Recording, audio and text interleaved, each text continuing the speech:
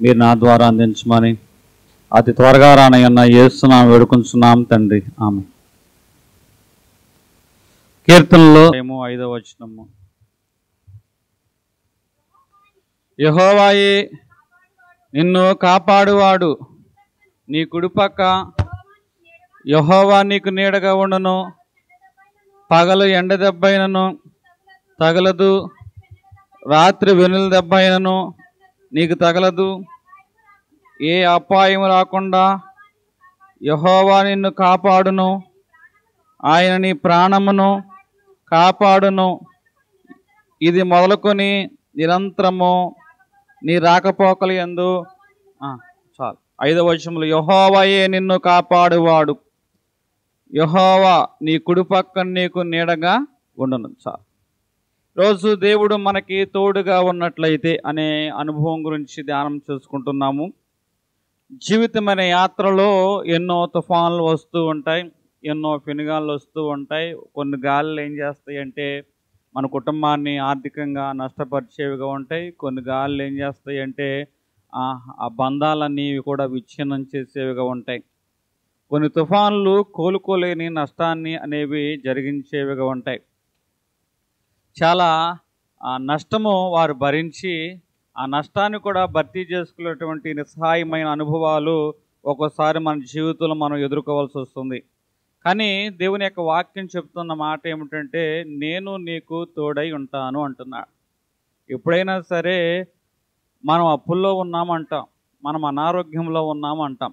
కానీ అనారోగ్యం ఉన్నా కూడా అది మన ప్రాణం తీయకపోతే, అప్పులు ఉన్నా కూడా మనకి ఎటువంటి ఇబ్బంది లేకోకుండా కుటుంబ జీవనం అనేది చక్కగా సాగిపోతూ ఉంటే, ఇది కూడా మనం ఆలోచించవలసిన విషయమే.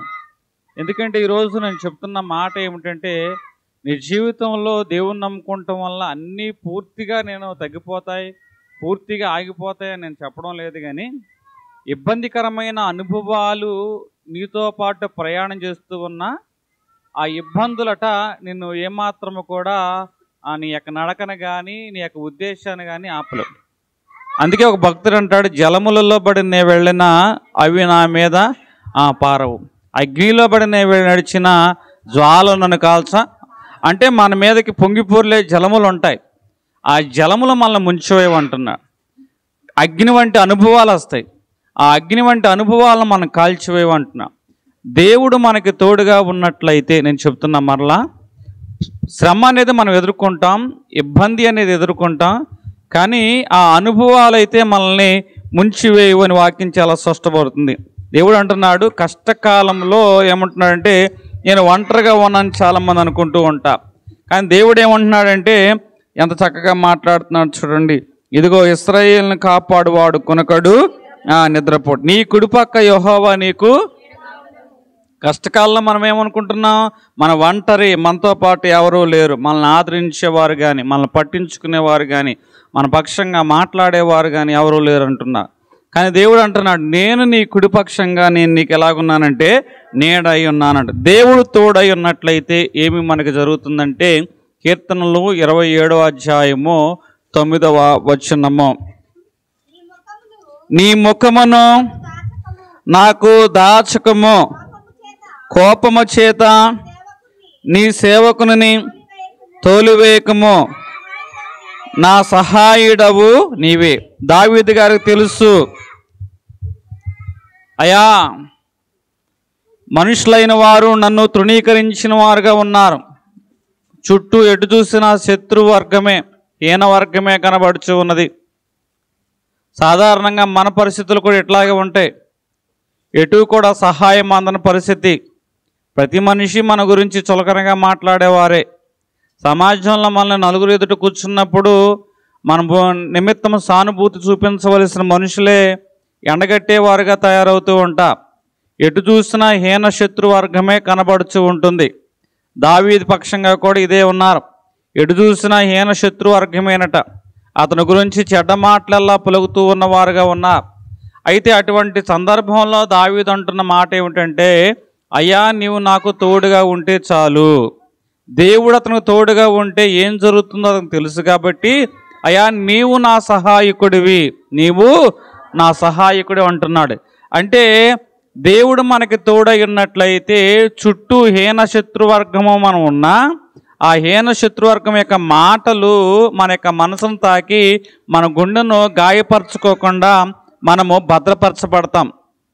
ఎటువంటి పరిస్థితులు ఉన్నా కూడా ఆ పరిస్థితుల మధ్య దేవుడు మనల్ని ఏం చేస్తారంటే కాపుదల అనేది కాచువాడుగా ఉంటాడు. దేవుడు మనకు తోడై ఉన్నట్లయితే, దేవుడు మనకు తోడై ఉన్నాడు కాబట్టి మరలా 27వ అధ్యాయం ప్రారంభ వచనంలో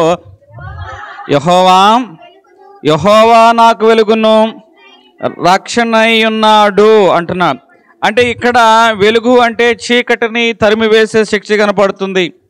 దేవుడు మన జీవితంలో కూడా ఏ దుఃఖకరమైన చీకటి ఉన్నదో, ఏ నింద అనే చీకటి ఉన్నదో, ఏ అవమానం అనే చీకటి ఉన్నదో ఆ చీకటిని దేవుడు తొలగించి వేస్తాడు అంటున్నాడు. యెహోవా నాకు వెలుగు, యెహోవాయ నాకు రక్షణ, నా ప్రాణదుర్గమాయను, నేను ఎవరికి అన్నడును భయపడను అని ఈ యొక్క కీర్తనకాడు మాట్లాడుచున్నాడు. అంటే దేవుడు మనకి తోడై ఉన్నట్లయితే మనము దాచబడే వారంగా ఉంటాం. ఎటువంటి పరిస్థితుల్లో మనము చీకటికరమైన అనుభవాలు ఉంటాయి. ఆ చీకటి ఎప్పుడైతే వెలుగు వస్తుందో చీకటి తరమబడుతుందో, అట్లాగే దేవుని యొక్క నీ జీవితంలో దేవుణ్ణి ఆహ్వానించినట్లయితే దేవుని యొక్క వెలుగు ఏం చేస్తుందంటే నీ చీకటి అనుభవాలన్నిటినీ కూడా అది తరిమివేస్తూ ఉంటుంది. ఇంకొంచెము మనము చూసుకున్నట్లయితే బైబిల్ గ్రంథంలో 27వ అధ్యాయం మరలా చదువుదాం.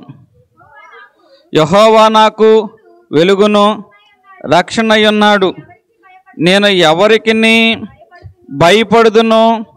యెహోవా నా ప్రాణదుర్గము, నేను ఎవరికి పెడుతున్నా అంటే దేవుడు నాకు తోడై ఉన్నాడు కదా, నేను ఇంకెవరికి భయపడాలి? దేవుడు నాకు తోడై ఉన్నాడు కదా, ఇంకా నేను ఎవరికి వెరవాలి అని ఎంత చక్కగా మాట్లాడుతున్నాను చూడండి. ఒక చీకటి అనుభవం వచ్చింది. ఆ చీకటి అనుభవం వచ్చినప్పుడు పిల్లవాడు ప్రయాణం చేస్తున్నప్పుడు భయం అనిపిస్తుంది. కానీ ఆ పిల్లవాడు తండ్రిని పట్టుకున్నాడు. భయపడుచు ఉన్న కుమారుని చూసి తండ్రి అంటున్నాడు, ఇదిగో నేను నీకు తోడుగా ఉన్నా, నీకు ఎందుకు భయమో అని తండ్రి ఆ మాట అన్నప్పుడు ఆ మాటను బట్టి అతడు ధైర్యం తెచ్చుకున్నవాడుగా ఉన్నాడు. కొన్ని సందర్భాల్లో దేవుడు మనతో పాటు ప్రయాణం చేస్తూ ఉన్నా కూడా మన జీవితంలో భయం అనేది ఆవరిస్తూ ఉంటుంది. కానీ మనము దేవుని యొక్క సన్నిధానంలో దాచబడిన వారుగా ఉన్నట్లయితే దేవుని యొక్క వాక్కు మనతో మాట్లాడుతుంది. ఆ వాక్కు మనల్ని ఏం చేస్తుందంటే ధైర్యం ఇస్తుంది.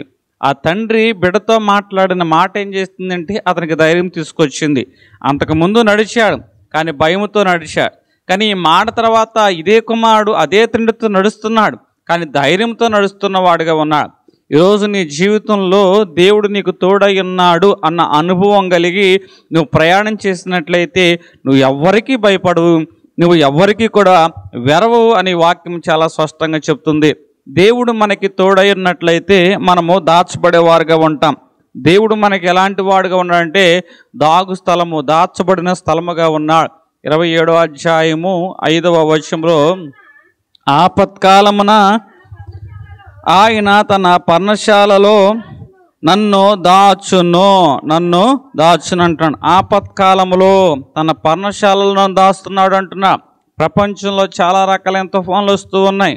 కొన్ని తుఫాన్లు కుటుంబం మీదకి తీవ్రంగా కొడుతున్నాయి, కొన్ని తుఫానులు వ్యాపారం మీదకి, వ్యక్తిగత జీవితం మీదకి, ఇలా ఒక్కొక్క తుఫాను ఒక్కొక్క విధముగా నష్టాన్ని కలగజేస్తూ ఉన్నాయి. అయితే ఇక కీర్తనాకాడు అంటున్నాడు, దేవుడు నన్ను దాచిన వాడుగా ఉన్నాడు, ఆయన నా దాగు స్థలమై ఉన్నవాడుగా ఉన్నాడు. అంటే ఈరోజు మనకు వ్యతిరేకంగా వీచే ప్రతి ఒక్క తుఫాను మనల్ని చంపాలని చూస్తూ ఉంది, మనల్ని బాధ పెట్టాలని చూస్తూ ఉంది. కానీ దేవుని యొక్క గుడారంలో ఎవరైతే దాచబడిన వారుగా ఉంటారో దేవుడు వారి ఆత్మను కాపరిగా మార్చబడేవాడుగా ఉంటాడు. ఎందుకంటే దేవుని దగ్గర ఎవరైతే దాగబడిన వారుగా ఉంటారో అది ఒక సురక్షితమైన స్థలం. నా దాగు చోటు నీవేనయ్యా అని కీర్తనాకాడు ఎంత చక్కగా మాట్లాడుతున్నాడంటే దేవుడు దాగుచోటుగా ఉన్నప్పుడు చుట్టూ ఉన్న పరిస్థితులు ఎంత భయంకరంగా ఉన్నా కూడా ఆ భయంకరమైన అనుభవాల మధ్య తాను క్షేమంగా ఉండడమో ఈ కీర్తనాకారుడు గమనించిన వాడుగా ఉన్నా. ఒక చోట భయంకరమైన తుఫాను వస్తుంది, గాలి వస్తుంది, కటిక చీకటి అనుభవము ఒక పండు వెన్నులా మాత్రమే కొంచెముగా కనబడుతుంది. అంతటి కఠినమైన చీకటి గల అనుభవాలలో గాలి తుఫాను వస్తూ ఉన్నా కూడా ఎక్కడో చెట్ల మధ్య ఒక గూటిని పక్షి ఏర్పాటు చేసుకున్న ఆ పక్షి ఆ గూటిలో ఉండి, తను ఏర్పాటు చేసుకున్న గూటిలో ఉండి తల బయటకు పెట్టి లోకమంతటిని అది చూస్తూ ఉన్నది. అది ఎవరో గమనించారు, ఇదిగో ఈ పక్షి ఇంత గాలివానల మధ్య కూడా, ఇంత తుఫాను మధ్య కూడా ఇది ఎంత క్షేమంగా అది నింపబడి ఉంది అని ఆ పక్షిని గురించి అతను మాట్లాడుతున్నాడు. దానిలో ఎంత నెమ్మది ఉంటే అది అంతగా ఆ గూట్లోంచి తల బయట పెట్టి చూడగలుగుతుంది అని. అంటే ఆ పక్షికి తెలుసు తన నివాసం ఎట్లాంటిదో, ఆ పక్షికి తెలుసు తన నివాస స్థలము ఎంత రక్షణ అయినదో, ఎంత కాపుదల కలిగించేదో. అట్లాగే దేవుడు నీ దాగు చోటు అని నువ్వు గమనించగలిగినట్లయితే, దేవుడు నిన్ను భద్రపరుస్తాడు, నిన్ను దాస్తాడు అని నువ్వు గుర్తించగలిగినట్లయితే, ఆయన కాపుదలలో ఉన్న నీ కుడి పక్క 1000 మంది పడినా, ఎడం పక్కన 10,000 మంది పడినా నీకు ఏ అపాయమో రాదు. ఎందుకంటే దేవుని యొక్క కాపుదల అలాగుంటుంది. అందుకే నీ రాకపోకలు యందు యెహోవా నిన్ను కాపాడును అంటున్నాడు. ఈరోజు మనం ఎన్నో విధాలుగా ప్రయాణం చేస్తూ ఉంటున్నాం, కానీ దేవుని కాపుదల లేకపోతే ఆ ప్రయాణాలన్నీ కూడా మనకి ఏదో విధమైన ఇబ్బందిని కానీ నష్టాన్ని కానీ కలిగించేవే. దేవుని కాపుదల ఏం చేస్తుందంటే అరచేతులతో ఎత్తుపట్టుకుని మనల్ని కాపాడేదిగా ఉంటుంది. ఇప్పుడు నా దాగుచోటు నీవేనయ్యా, దేవుడు మనకు తోడై ఉన్నట్లయితే మనం దాచబడి వారుగా ఉంటాం. ఎవరు దాచబడతాం? దేవుని దగ్గర దాచబడతాం. దేవుడే మనకి దాగుచోటుగా ఉన్నాడు. కీర్తన నిర్గమాకాండం 33వ అధ్యాయము 15వ వచనము, ఆ మోషే, నీ సన్నిధి మాకు తోడుగా రాని ఎడలా మమ్ములను నీవు తోడుకొని పోకుము, మమ్మల్ని నీవు తోడుకొని పోకుము. అంటే దేవుని సన్నిధి గురించి మోషే మాట్లాడుతున్నాడు. ఆయన ఏ విధంగా భద్రపరుస్తాడు, ఆయన ఏ విధంగా కాపుదల ఉంచుతాడు. అయా నీ సన్నిధి అనేది మాకు తోడుగా ఉండాలి. దాగుచోటు గురించి మాట్లాడుతున్నాను. దేవుడు మనకు దాగుచోటుగా ఉన్నట్లయితే పగటి వేళ మేఘస్తంభంగాను, రాత్రి వేళ అగ్నిస్తంభంగాను ఆయన మనకి ఉండి నడిపించేవాడుగా ఉంటాడు. ఇప్పుడు దేవుడు మనకు దాగుచోటు వాడుగా ఉన్నట్లయితే ఆయన మనకి సహాయకుడిగా ఉంటాడు. కీర్తనలు 27వ అధ్యాయము 5వ వచనము, ఆపత్కాలమున ఆయన తన పర్ణశాలలో నన్ను 9వ వచనమ్మ, నీ ముఖమును నాకు దాచకము, కోపము చేత నీ సేవకుని తోలివేయకుము, నా సహాయకుడవు నీవే. దేవుడు మనతో పాటు ఉండే వాడు మాత్రమే కాదట, ఆయన మన దాచువాడు మాత్రమే కాదట. ఇంకా ఏమంటున్నాడంటే కీర్తనకాడు, నా సహాయకుడవు నీవే. ఈరోజు నీవు దేవుడు సహాయకుడిగా ఉన్నట్లయితే నీ బలహీనతలో దేవుడు ఏమవుతాడంటే నీకు బలంగా మార్చబడుతూ ఉంటాడు. ఎందుకంటే మనం చాలా సందర్భాలు ఇటువంటి కథలు వింటూ ఉన్నాం. ఒక వ్యక్తి పర్వతారోహకుడు పర్వతాన్ని ఎక్కుతూ ఉన్నాడు ఒక తాడు సహాయంతో. ఎవరైనా సరే ఈ తాడును బలంగా పట్టుకున్నంత కాలము ఆ వ్యక్తి ఎంత ఎత్తి ఎక్కినా కూడా అతనికి ఏ ప్రమాదం లేదు. అట్లా ఇతడు ఏం చేస్తాడంటే ఆ తాడును ఆధారం చేసుకుని ఆ పర్వతం అనేది ఒక్కొక్క మెట్టు ఎక్కుచూ ఉన్నవాడుగా ఉన్నాడు. అనుకోకుండా ఒక ప్రమాదం జరిగింది. ఆ ప్రమాదం వలన ఒకసారిగా ఎంత ఎత్తి ఎక్కాడో ఎక్కిన పర్వతం నుంచి ఒక్కసారిగా కిందకి పడిపోతున్నాడు. అతను అనుకున్నాడు ఇక నేను చనిపోతానేమో అని. కానీ అతనికి తెలియదు అతనికి ఒక తాడు కట్టబడి ఉందని. తాడు పట్టుకున్నవాడు చాలా గట్టిగా పట్టుకున్నాడు. అలా గట్టిగా పట్టుకోవటం వల్ల ఏమైంది, కొంత దూరం అయితే జారాడు కానీ పూర్తిగా అయితే అతడు పడిపోలేదు. అట్లాగే మన జీవితంలో కూడా మనము పడిపోతాము అనుకుంటాం, కొన్ని సందర్భాల్లో జారిపోయాము అనుకుంటాం, కొన్ని సందర్భాల్లో నష్టపోయాము అనుకుంటాం. కానీ నీవు దేవుని చేత కట్టబడిన వాడుగా ఉన్నావు, దేవుడు నిన్ను పట్టుకున్నవాడుగా ఉన్నాడు. ఆ తాడు పట్టుకున్న వ్యక్తి ఎంత బలంగా నిలబడ్డాడో అతను బట్టి ఈ వ్యక్తి రక్షించబడ్డాడు కదా. అట్లాగే దేవుడు మనపక్షంగా కూడా బలంగా నిలబడ్డాడు.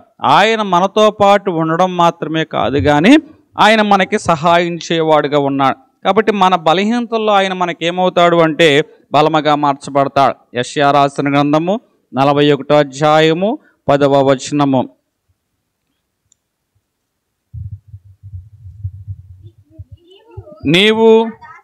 నీవు నా దాసుడవని నేను నిన్ను ఉపేక్షించక ఏర్పరచుకుంటునని నేను నీతో చెప్పి ఉన్నాను.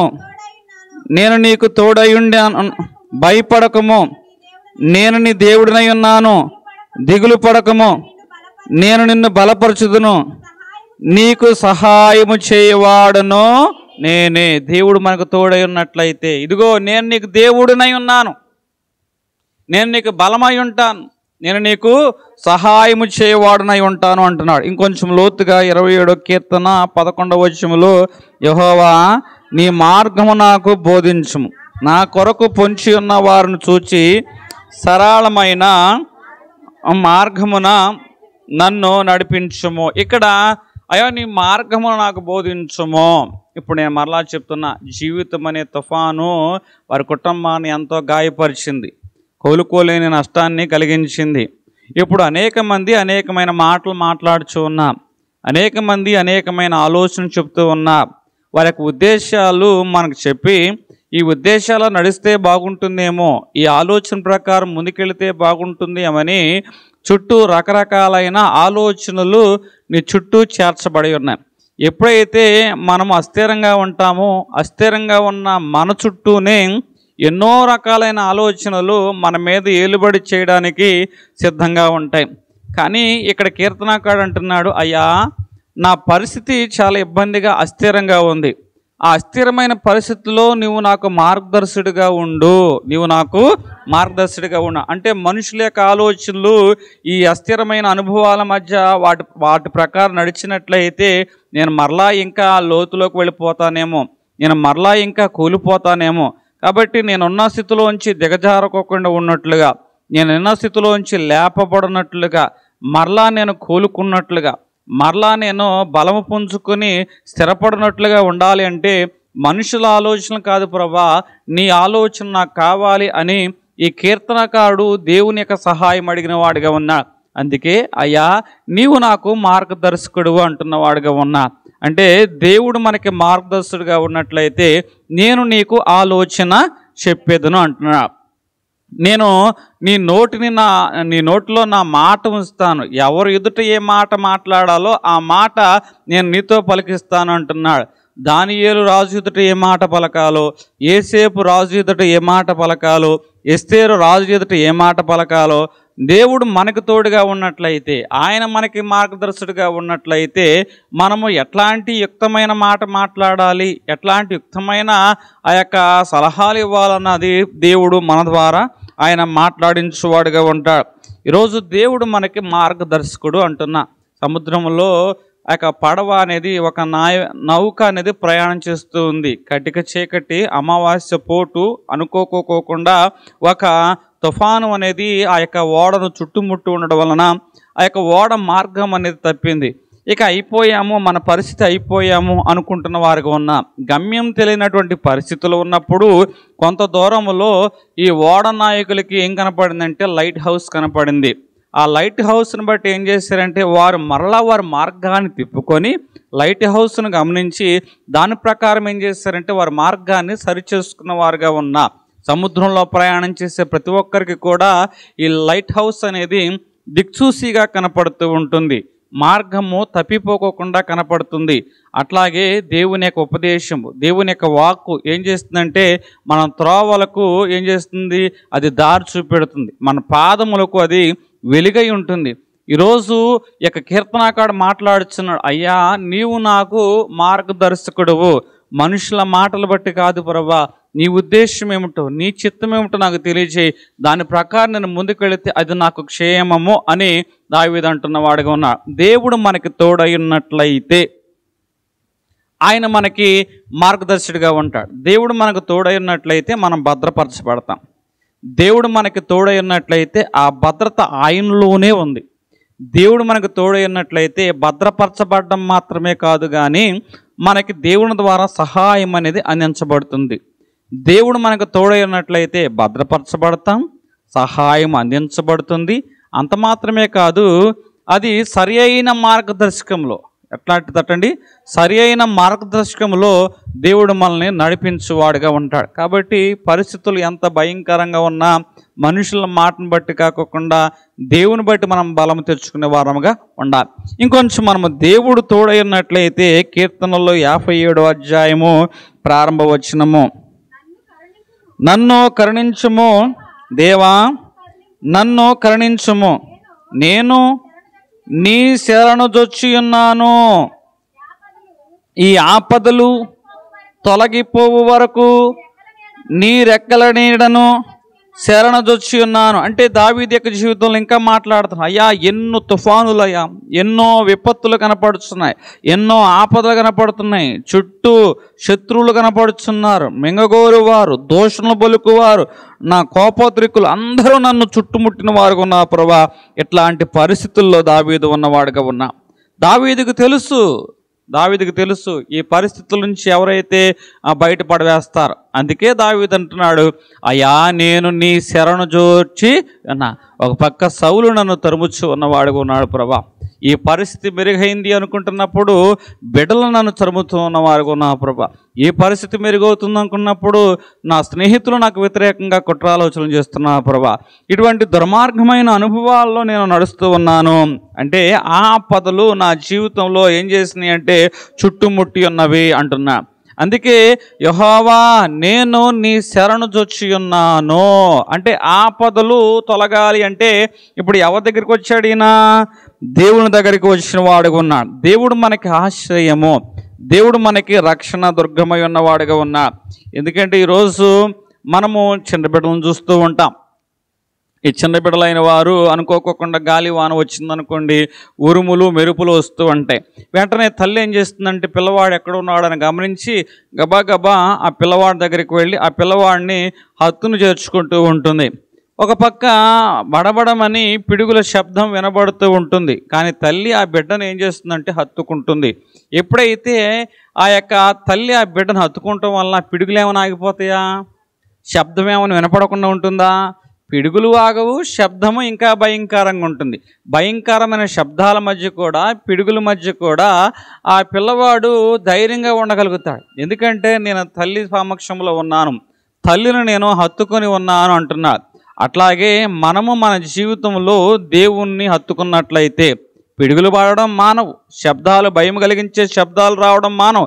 కానీ దేవుణ్ణి మనం హత్తుకున్నాం కాబట్టి ఆ దేవుడు మనకు ఎలా ఉంటాడంటే కాపుదలగా ఉంటాడు. ఈ చంటి బిడ్డకి తల్లి ఏ విధంగా కాపుదలగా ఉందో అట్లాగే దేవుడు కూడా మనకి ఇబ్బందికరమైన అనుభవాలు, ఆపదలు అనే అనుభవాలు ఉంటాయి. ఆపదలు చుట్టినప్పుడు దేవుడు మనకి శరణు ఆశ్రయస్థానమైనప్పుడు ఆయన మన కాపుదలనిచ్చేవాడుగా ఉంటాడు. 46వ కీర్తన ప్రారంభ వచనంలో మనం చూసుకున్నట్లయితే, దేవుడు మనకి ఆశ్రయమును దుర్గమునై ఉన్నాడు. ఆపత్కాలములో ఆయన దేవుడు మనకి ఆశ్రయము, దుర్గము. ఆపత్కాలములో ఆయన నమ్ముకొన సహాయకుడు.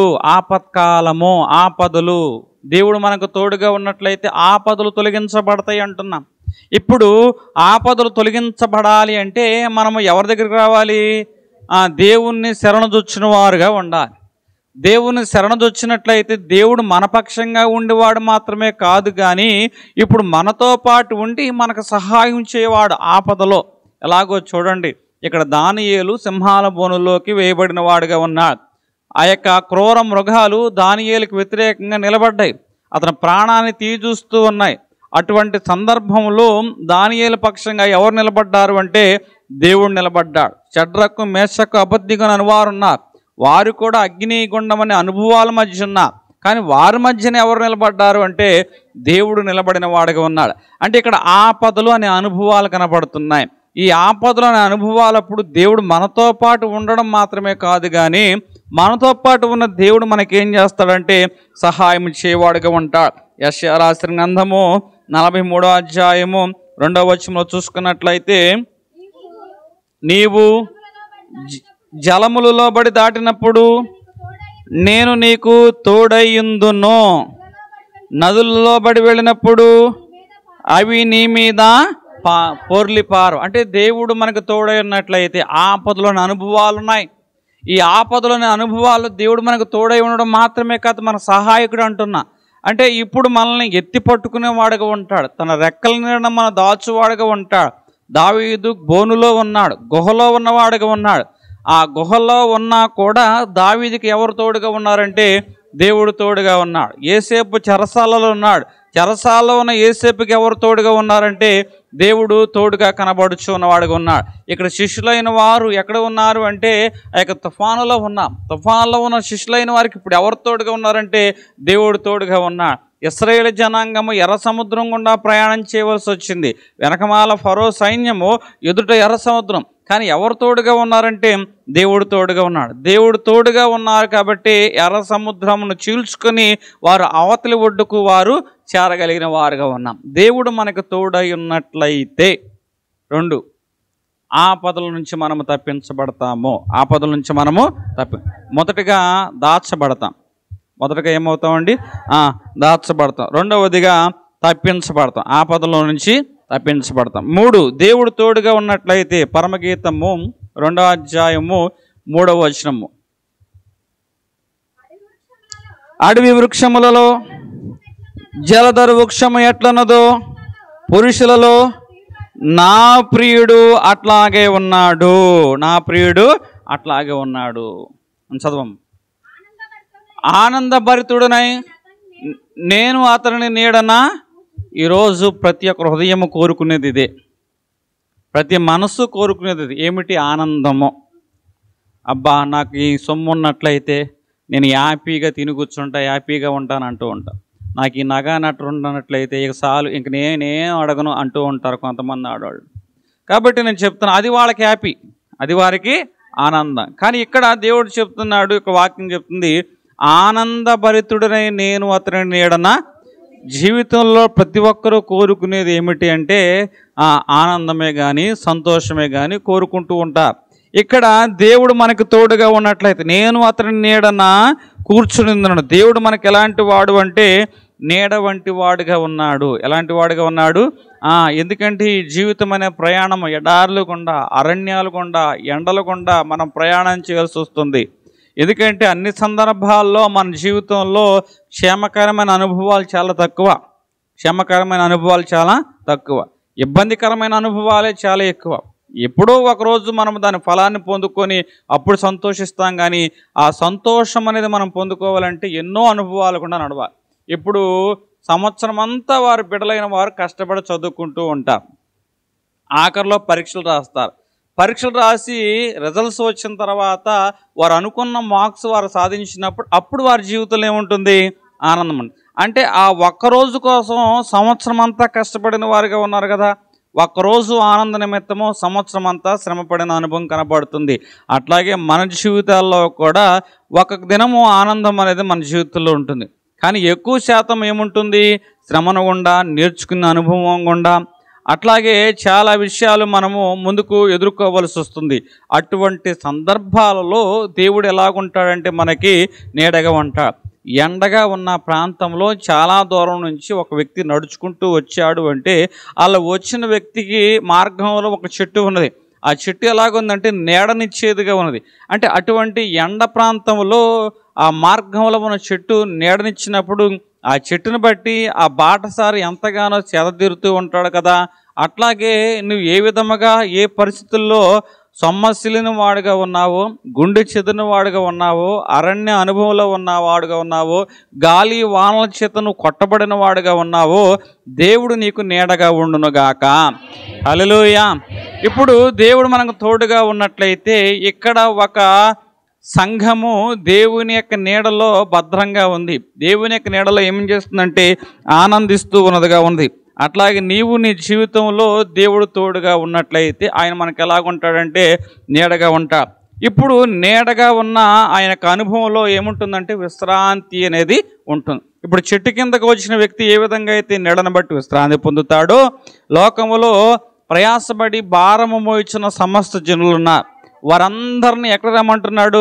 నా యొద్దకు రమ్మంటున్నాడు. ఆయన యొద్దకు వచ్చిన వారి దగ్గరికి ఏముందట? విశ్రాంతి అనేది ఉన్నది. అంటే ఎవరైతే ఈ చెట్టు నీడకు వస్తారో, ఈ జల్దరు చెట్టు నీడ కిందకు వచ్చే వారికి విశ్రాంతి అనేది ఉంటుంది. బైబిల్ గ్రంథంలో ఈ చెట్టు ఏమైనదంటే మనకి జీవిత అనుభవంలో దేవుని యొక్క సన్నిధి. ఎవరైతే దేవుని సన్నిధి అనే నీడలోకి వస్తారో వారు విశ్రాంతి పొందుతారు. వాకింటిలో యేసుక్రీస్తు ప్రభువారు వచ్చారు. ఒక ఆమె రకరకాలైన పనులు పెట్టుకుంది, విస్తారమైన పనులు పెట్టుకుంది. విస్తారమైన పనులు పెట్టుకోవటం వల్ల ఆమె జీవితంలో ఏమి లేదు, విశ్రాంతి లేదు. కాబట్టి నీకు చింత లేదా అని ప్రభువునే ఆమె మాటలాడుచు ఉన్నది. అంటే మన జీవితంలో దేవుని నీడలోకి రాకపోతే మనకేముండదంటే విశ్రాంతి అనేది.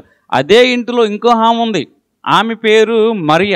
ఆ మరియ దేవుని పాద సన్నిధిన కూర్చుంది. అంటే ఈమె దేవుని పాద సన్నిధిలో కూర్చుంది కాబట్టి అక్కడ చాలా పనులు ఉన్నాయి. అన్ని పనులున్నా కూడా దేవుని పాద సన్నిధిలో ఎలాగుంది, నెమ్మది కలిగి ఉన్నది. అదే ఇంటిలో మార్త ఎలాగుంది, విస్తారమైన పనులతో ఆమె అలసిపోతూ ఉన్నది. అంటే ఎవరైతే ఈ చెట్టు నీడకు వచ్చేవారికి ఉంటారో, ఈ చెట్టు నీడ కిందకు వచ్చేవారికి దేవుడు ఏమిస్తాడంటే విశ్రాంతి అనేది ఇచ్చేవాడుగా ఉంటాడు. ఇంకా 2వ అధ్యాయం 3వ వచనంలో చూసుకున్నట్లయితే విశ్రాంతి మాత్రమే ఇవ్వడం కాదటండి, అతడు ప్రియుడు చెట్టు నీడను మనం కూర్చున్నప్పుడు కోరిన ఫలములు ఏం చేస్తాడట, ఆయన తినిపించువాడుగా కనపడుతున్నాడు.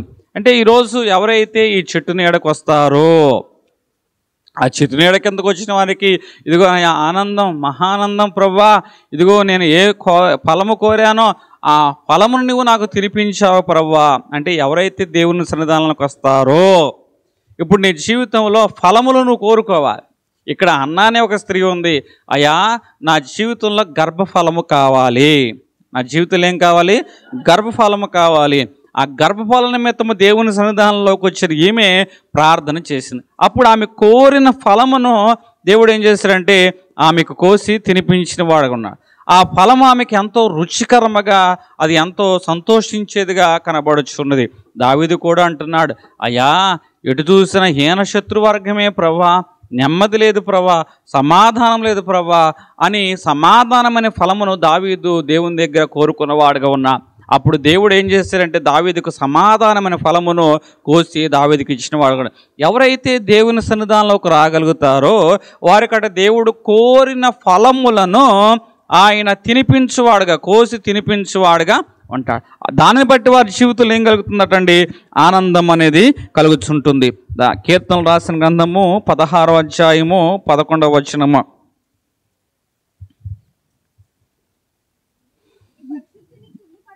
నీవు పరిశుద్ధుని కుళ్ళిపట్టనీవు, జీవ మార్గమును నీవు నాకు తెలియజేసేదువు, నీ సన్నిధిలో సంపూర్ణమైన సంతోషము ఉన్నది, సంపూర్ణమైన సంతోషము ఉన్నది. అయ్యా నీ సన్నిధానంలో సంపూర్ణమైన సంతోషం ఉన్నదయ్యా. పరిస్థితులు మారకపోయినా కూడా దేవుడు అటండి ఆయన సన్నిధానంలో మనకేమిస్తాడు, సంపూర్ణమైన సంతోషం అనేది ఇస్తూ ఉంటాడు. ఇప్పుడు ఈమె మందిరంలోకి వచ్చి ప్రార్థన చేసింది, కన్నీరు కార్చింది. మరలా ఎప్పుడు మందిరానికి వెళ్ళినా కన్నీరు కార్చలా. పరిస్థితి ఏమైనా మారిందా? పరిస్థితి మారలా, కానీ ప్రభువుని బట్టి ఆమె ఆనందిస్తుంది. ఇక్కడ పౌలు శీలలు చెరసాల్లో ఉన్నప్పుడు అర్ధరాత్రి వేళ పాటలు ప్రార్థన వారు పాడుచు ఉన్నవారుగా ఉన్నా. అయ్యా ఇటువంటి అనుభవాలు మీరు ఎట్లా పాడగలుగుతున్నారు అని అంటూ ఉంటే, ఇదిగో మనుషులు మాకు దూరం అయిపోయినా దేవుని సన్నిధి మాకు దగ్గరగా ఉన్నది, దేవుని సన్నిధి మాకు దగ్గరగా ఉన్నది అని ఆత్మ ఫలములలో ఒక ఫలాన్ని వారు కోరుకున్న వారుగా ఉన్నా. ఆ ఫలము దేవుడు వారికి ఇచ్చాడు. సంతోషించుచు ఉన్నవారుగా ఉన్నారు. ఏం చేస్తున్నారు అటండి, ఇదిగో ఫిలిప్పీ రాసిన పత్రిక 4వ అధ్యాయము 4వ వచనం, మరలా చెప్పుతున్నాను మీరు ప్రభువునందు ఏం చేయండి, ఆనందించండి, సంతోషించండి అని ఇక పౌలు గారు మాట్లాడుచున్నాం. ఇదిగో మేము చెరసాల్లో ఉన్నాం, బంధించబడిన వారుగా ఉన్నా, బోండాల చేత కాళ్ళు చేతులు బంధించబడి ఉన్నాయి. అప్పుడు మా శరీరాన్ని సంకెళ్ళు బంధించాయి, కానీ మా యొక్క నోటిని కానీ మా మనసుని కానీ బంధించలేకపోయాయి. అప్పుడు మేము ప్రభువుని బట్టి సంతోషించాము. పరిస్థితులు ఏమీ అనుకూలంగా లేవు, అయినా ప్రభువుని బట్టి సంతోషించాం. కారణము దేవుని సన్నిధి మాకు తోడుగా ఉన్నది. దేవుని సన్నిధి తోడుగా ఉన్నట్లయితే చెరసాల అనుభవాలైనా సంఖ్యల అనుభవాలైనా వీడు ఏ ఫలం కోరుకున్నారట, సంతోషము. ఏ ఫలం కోరుకున్నారు, సంతోషం అనే ఫలాన్ని వారు కోరుకున్నారు. కాబట్టి దేవుడు ఆయన సన్నిధానంలో ఉన్న పౌలు శీలకి సంతోషం అనే ఫలాన్ని ఇచ్చినవాడుగా ఉన్నా. ఈరోజు దేవుడు నీకు తోడుగా ఉన్నట్లయితే ఆయన మనకేమిస్తారంటే ఆ సంతోషము, ఆ యొక్క ఆనందం అనేది మనకి ఇచ్చేవాడుగా ఉంటాడు. ఈరోజు నీ జీవితంలో నీకు ఏదైనా ఒక ఇబ్బందికరమైన అనుభవాలు జరిగినప్పుడు అంతా అయిపోయిందయ్యా, జరగాల్సిన నష్టం అంతా జరిగిపోయిందా ప్రభా అని సహజంగా మనుషులైన వారు మనం మాట్లాడుతూ ఉంటాం. ఇది సహజమే. ఎందుకంటే మన హృదయంలో పెళ్లి బీకిన బాధను బట్టి మనం మాట్లాడే మాట. నేను చెప్తున్న మాట ఏమిటంటే, నా జీవితంలో నా వ్యక్తిగత అనుభవాన్ని బట్టి చాలామంది అంటున్న వారుగా ఉన్నారు, మీరు ప్రార్థన చేస్తున్నారు కదా, అందరికీ ప్రార్థన చేస్తున్నారు కదా, మీరు అనేక మందికి సువార్త ప్రకటిస్తున్నారు కదా, మీ ఇంటిలోనే మీ బిడ్డకి క్యాన్సర్ వచ్చి చనిపోతే మీ ప్రార్థన ఏమయ్యింది, మీ బిడ్డను మీరు బ్రతికించుకోగలిగారా అని చాలా మాటలు మాట్లాడిన వారుగా ఉన్నారు. అయినా నాకు ఇబ్బందికరమైన అనుభవం ఆ రోజు అనిపించింది. వీరేమిటి, ఇది ఆదరణ ముసుగులో పుల్లలు పెట్టి నన్ను పొడుస్తాకొచ్చారా ఏంటి అనిపించింది. వారి మీద నాకు చెడు అభిప్రాయం వచ్చింది. కానీ కొన్ని రోజులు జరుగుతూ ఉండగా నాకుగా నేను నేర్చుకున్న అనుభవం ఏమిటి అంటే, నా బిడ్డ నాకు దూరం అయిపోయింది కానీ దేవుడు నాకు దూరం కాలేదు అన్న అనుభవం నాలో ఉన్నది.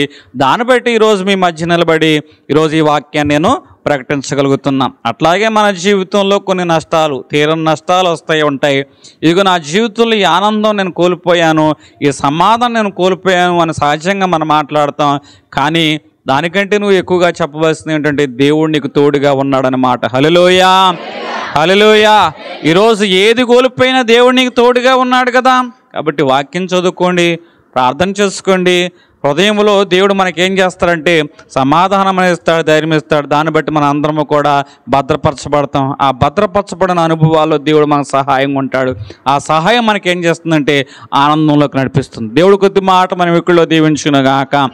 దేవుడు మనకి తోడై ఉన్నట్లయితే ఒకటిగా దాచబడతాం, రెండు ఆయన ఆపదల్లోంచి మనల్ని తప్పించువాడికి ఉంటాడు, మూడు మనకి ఆనందమును కలగజేస్తాడు. భద్రపరచబడతాం, ఆపదలు తొలగించబడతాయి, తర్వాత ఆనందం. దేవుడు కొద్ది మాటలు మన విక్కుల్లో దీవించునుగాక.